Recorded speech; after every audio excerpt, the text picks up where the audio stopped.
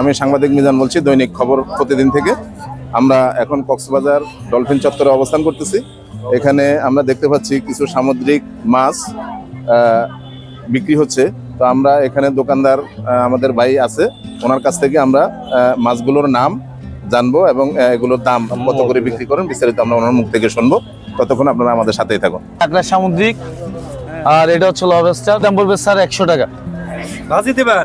Barbecue করে ভাজি দুটোই হবে কি স্যার। দিয়ে দিবেন? এটা হচ্ছে আমাদের 400 রকম মশলা আছে, মশলা দিয়ে দেবো। এটা সেল হয় কি রকম আপনার ঘরে? সেল হয় আপনাদের দৈনিক 20,000 25,000 এরকম।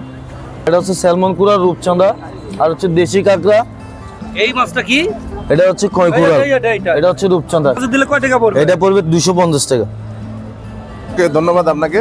আমরা আমাদেরকে বিস্তারিত তথ্য দেওয়ার জন্য আপনাকে অসংখ্য ধন্যবাদ। কিলো পড়বে 1400 টাকা, আমাদের কুকিং চার্জ সহ। এটা 600 টাকা দিতে পারে, টোনা 650 টাকা কিলো।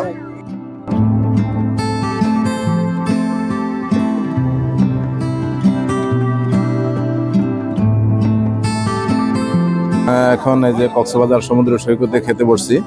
এখানে রয়েছে কাঁকড়া ভাজা, তারপরে রয়েছে চিংড়ি মাছ, তারপরে সামুদ্রিক মাছ, এরপরে রয়েছে কাবাব। আসলে খাবারগুলো এক্সক্লুসিভ খাবার। আশা করতেছি খুবই টেস্টফুল খাবার হবে ইনশাল্লাহ। আমরা এখন এগুলো খাবো। আপনাদেরও দাওয়াত রইল, সবাই আমন্ত্রিত।